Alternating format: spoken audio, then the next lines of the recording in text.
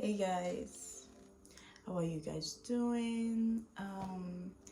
It is such a wonderful day today. Today is a day that the Lord has made. We will rejoice and be glad in it. I'm really excited to bring this new topic again for this week. So it's titled Faith versus Fear, or maybe just Faith and Fear. So I'm using the life of David and Saul as a case study. So obviously David represents faith, and King Saul represents fear.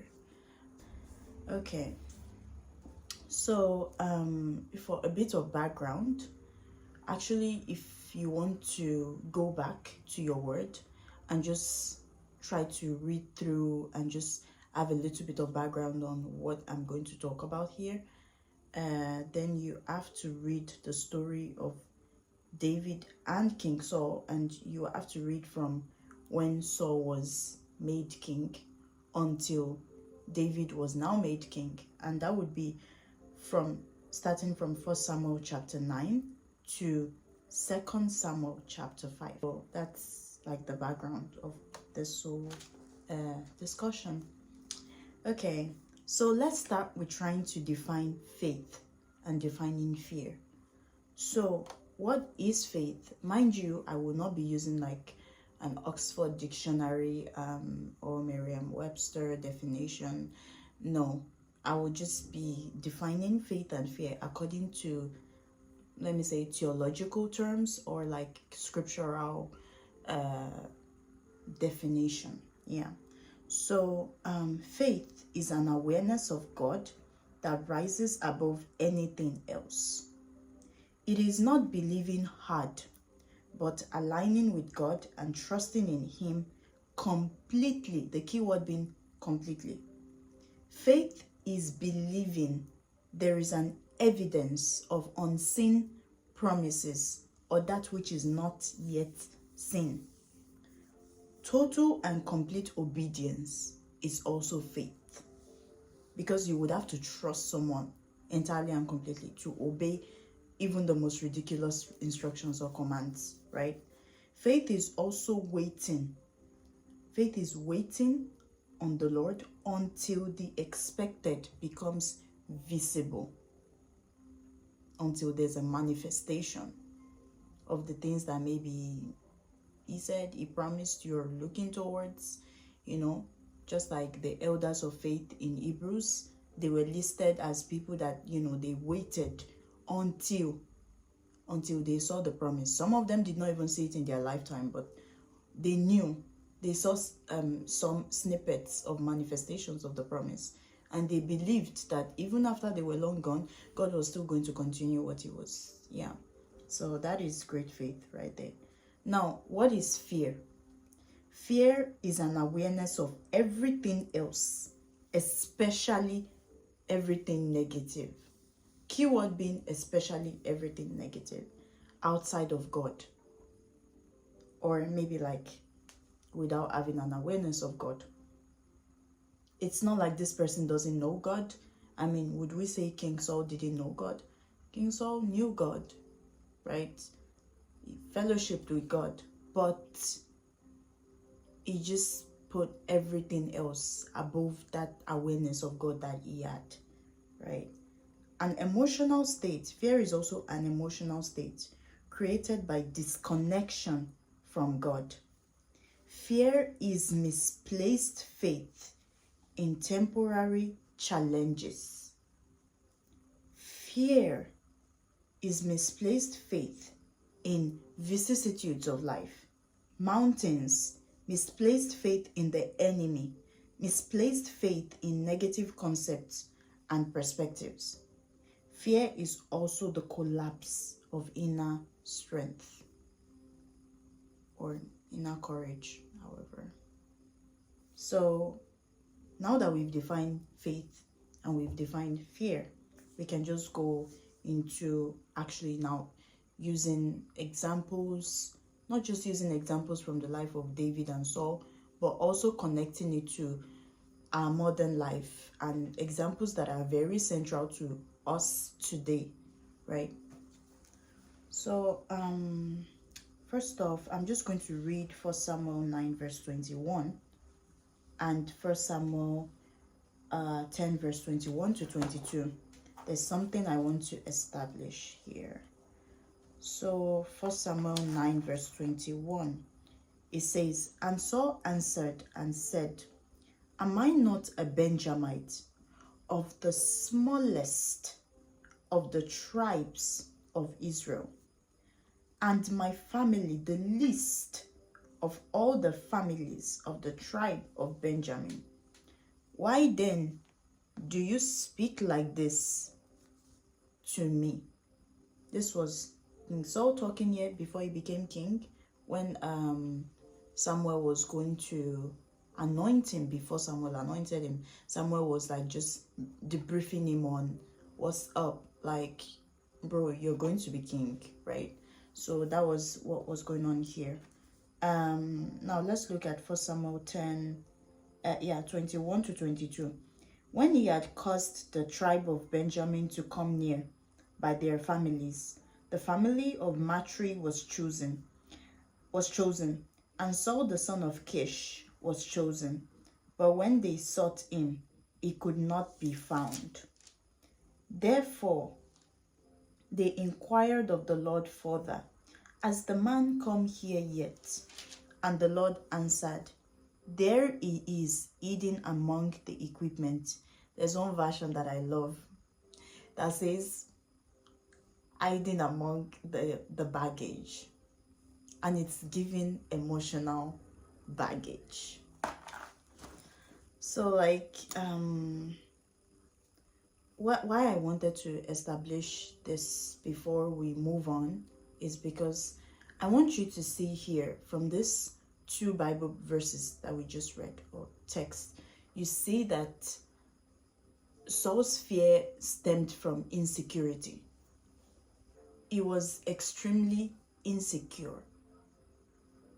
This was not like this is not a, oh God, why me? Why did you choose me? This is not that. And this is not like Moses's but I'm a stammerer, who is going to speak. I can't even like form coherent sentences. How am I going to stand in front of Pharaoh? And that's different. Or Gideon, that is like, have you seen what's going on with Israel lately? Like, we're all defeated, bro. And well, me, I'm just here. That's different. But Saul is just very insecure.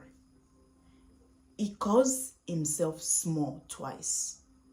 He calls his tribe, Benjamin, the smallest. And he calls his family the least, the smallest of the tribe of Benjamin. And I'm like, okay, so you also think that you are small too. I mean, he doesn't have to spell it out. He probably thinks he also is very, very small.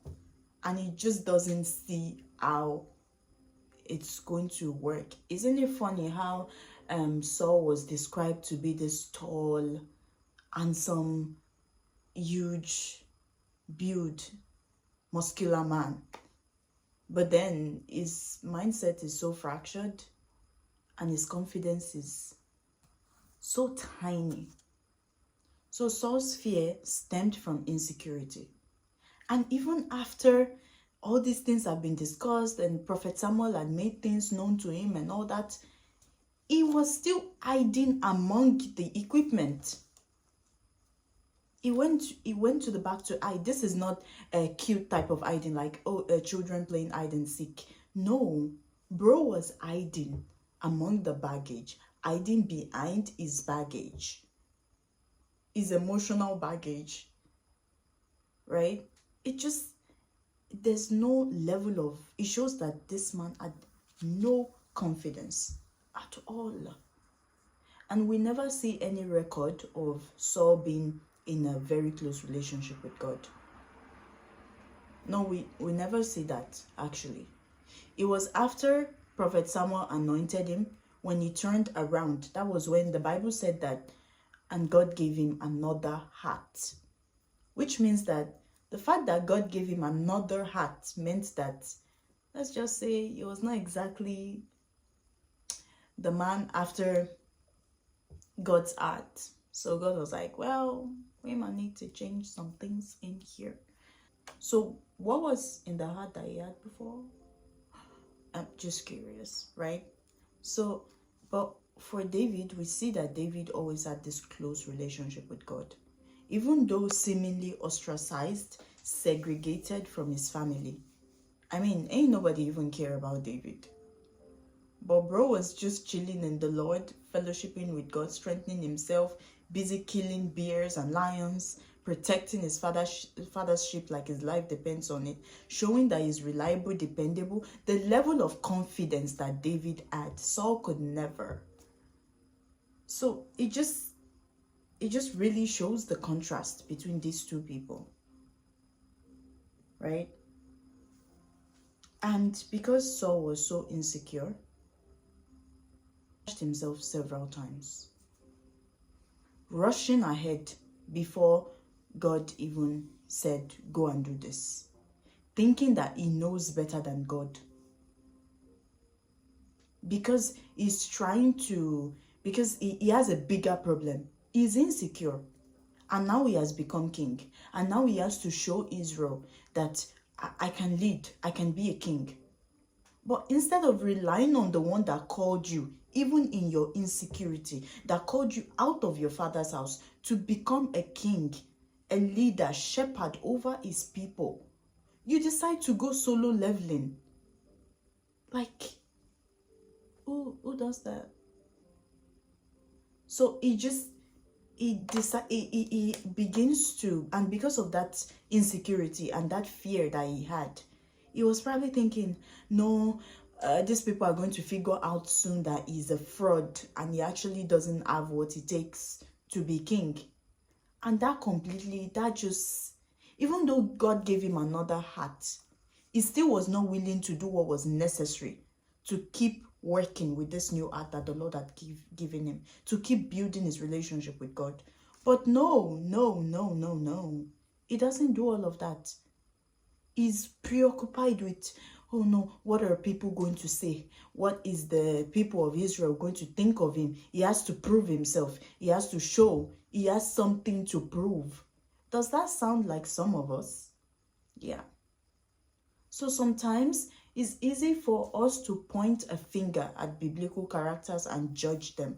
But actually, a lot of Christians and non-Christians are basically behaving like Saul. They are basically modern day Sauls and they don't even realize it. When you always feel like you have something to prove, when you have so much insecurity and you stay there, you don't do anything to come out of that insecurity. When you are fond of sabotaging yourself, self-sabotage. When you're fond of like, oh, thinking about people's approval, their opinion, what are they going to think of you, and you start to make some drastic, unthought of decisions, like decisions you did not even think of or take time to reflect on or go to God in prayer about. You just make those drastic decisions to garner attention, to get the attention of people, so that people will be like, oh, hail the king. And at the end of the day, it's all out of fear of losing people, fear of not being able to show up as king, also wanting to save face. Like, I need to go out in front of people and show that, yeah, I can do this thing. And then you go out and you start telling people what you're not supposed to say. Something that maybe at work, your boss never told you to tell your co-workers something, but you go ahead and say it in your boss's name. And you claim that, yeah, this is how we're going to all get bonuses and stuff. To save face, because you want people to keep liking you and stuff. But did your boss actually ask you to do that? No. So all these things, like, it really shows that there are a lot of modern day Sauls out there, and even in the church, and we are not realizing it. So I believe that the reason why this message came so strongly for me to put it out here is for all of us to do a heart check. You need to reflect and check your heart. Are you behaving like Saul? Are you on the path to becoming Saul without realizing it? Right? Saul also wanted control because he was consumed by his fear and insecurity that there was no room, no space for God. No room or space for even anyone else, not just God. Saul was a crappy father. He was a horrible father to Jonathan, emotional manipulation and gaslighting galore. And let's not even talk about the way he treated his daughter, poor Michael. That woman suffered. She went through a lot. Living in anxiety due to losing relevance. Feeling threatened when someone gets attention, someone else gets attention, and it's not you. Fine, we could say it's also jealousy or envy, but at the same time, it also comes from a place of fear. Why should you feel threatened when someone else other than you, that is not you, in a position for a title at a workplace, in a competition or whatever, gets attention? Or someone that you work closely with, because you're not the one getting all of the, oh, good job, oh, you're so smart, you're so brilliant, you know where it is, like, because you're not the one getting all the compliments that day. So it just ruins your entire mood for the day. Why? Because there is a fear deep on the inside that if you lose, like I said, if you lose that relevance in people's eyes, if you lose that opinion, that opinion of people about you, that, oh, she's trustworthy, she's to be trusted, she's the best co-worker in this organization, or she's the best HR in this company, and all those things, or maybe, yeah, she's the best scientist in this lab, or something like that. It means that you might be living as Saul and not realize it. You need to do a heart check. Why am I feeling threatened? Mind you, it's human to feel threatened that someone else gets attention. But the fact that you really become Saul when you let that continue, when you let it stay that way. But the moment you realize that, oh, I'm feeling threatened when this person got attention, why? You must get to the root of the why. And then when you now know the why, you know how to tackle the problem. And then if you need to pray, if you need to do a fasting, a series of fastings, so to sanctify yourself and consecrate yourself to the Lord, that this might be purged out of you, that you may be renewed, transformed again, purified again. If it means that you have to pick up spiritual materials and read them and find out, like, okay, why am I having this feeling? Right? But if you stay there, that's exactly when you now become Saul. I mean, from the life of David, we never see him feeling threatened about anyone. He is never like that. You don't see any record of him being jealous or envious or like looking for attention or trying to prove relevance. If anything, man was just doing what he was good at, and God was just like elevating him. Like, there are many times I was reading the book of Samuel, and like, David is just not doing anything. And the Bible would say, and Saul was greatly afraid. And Saul was greatly disturbed in his mind, disturbed in his heart, and he became greatly afraid seeing David. I'm like, brother, you need to calm down. David continued to prosper in wisdom. And anytime Saul saw this, he was greatly displeased within him.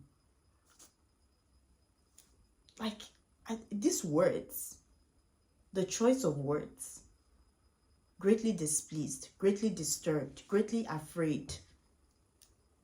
It's not a coincidence. And David was just chilling. He doesn't even know that you want to die because of him. He's just he's living, and I can't. It's ridiculous to think about, but being overly suspicious and of everyone around you, and also seeing people as just seeing people that are doing better than you as enemies due to assumption that, oh, they want to take your place, or like, why are they doing better than you are doing, or like, yeah, they must probably not be all that, maybe they cheated their way through. Do you know how many times on social media, sometimes when people are bitter, it's from fear and insecurity. It's not because someone did something wrong. No. Do you know how many times I've been on, like, I'm just scrolling and there's something beautiful going on, like someone had a baby or so, and they're just writing like a thank you message to their husband for being there for them in that time. Yes, she knows that it is the man's responsibility to be there, but what is wrong with appreciating your spouse? Do you know how many women are out there that, like, they are going through the whole process alone? The man has disappeared. But so what is wrong with her appreciating our own spouse? And you see people in the comments, you'll be thinking that there should be beautiful comments, but no. People are saying the most ridiculous and most insensible and insensitive things. People are writing like, yeah, so what is the problem? Why are you appreciating him? Blah, blah, blah. It's his responsibility. He should do it. Okay, please let us rest. Whatever. Yeah, we get it. Your marriage is going well. I'm like, Jesus, wow. Bruh. Bitterness much? Who hurt you? Who traumatized you that you've not gone to therapy? Calm down. Like, I'm just saying things like this, and I'm like, oh, it's giving Saul. Yeah, it's giving King Saul in the making. But the reason for this message is that you don't become one of them. Also, using God's name to justify bitterness and wickedness or injustice. When Saul became a murderer, killed all the priests at Nob, as in priests of the Lord, killed all of them, killed every woman, every child. He wiped out the entire town. Why? Because someone snitched that David was there. The same David that you had been trying to kill anytime he was playing the harp and stuff. And bro ran away for his life. He ran away. So because he passed through that place as a fugitive, you went there and you killed everyone. No explanation. He wiped out the entire city of Nob. It's like out of fear and insecurity that, oh, these people are helping David. They are going to help David rise to power. Says, how did he even arrive at that conclusion? How? The only thing David did there was that he was hungry. He took the showbread. He asked for bread. He asked if there's a weapon he could use, and he left. He's a fugitive. He ran away. He just asked for help at the church. And even the people at Nob did not even know that there was a rivalry between David and Saul. They were not aware. They were completely innocent. Some people in authority, spiritual leaders in authority, not all of them, I said some, they use spiritual manipulation out of fear to manipulate members or to keep people. Why should you spiritually manipulate someone? So because you're a man of God now and you know that people come to you, vulnerable people, God has made you a shepherd over his people, then you're spiritually manipulating them. Everyone who has used God's name in vain, I think God is going to ask them, when did I tell you? When did you and I have that conversation? Why did you use my name? Fear today in people, especially fear that stems from insecurity like that of Saul, it has led to people assassinating the characters of other people. Either it's people known to them or people not known to them. Imagine, like I said, I was scrolling The people in that comments, they probably did not even know this woman appreciating her husband. And they just assassinated her character and her being a mother and everything about the beautiful, just like that. In fact, they probably wanted to assassinate the marriage too. Or a friend that is actually assassinating the character of her friend when her friend is not there. Like, oh, don't give her the job. Don't give her the job. Let me tell you something. Why? Why? There is fear, deep fear and insecurity in you that you need to root out. Sowing discord among brethren. Like, you come into a setting, you're the new friend, and there's been a group of friends that has been friends before you came. But the moment you arrived, the friendship scatters. Everybody goes their separate ways. Because you've gone to tell this one that this one said this, and that one went to tell that one, and that one went there. Why? It's giving Saul. So that what? So that they can all like you in their own way. But no, at the end of the day, it never ends up that way. They find out and nobody ends up liking you anyways. It's the delulu for me. Like, it's the delusion. Imagine being so deluded that you think that by doing bad things, people are going to like you. I don't... Canceling people.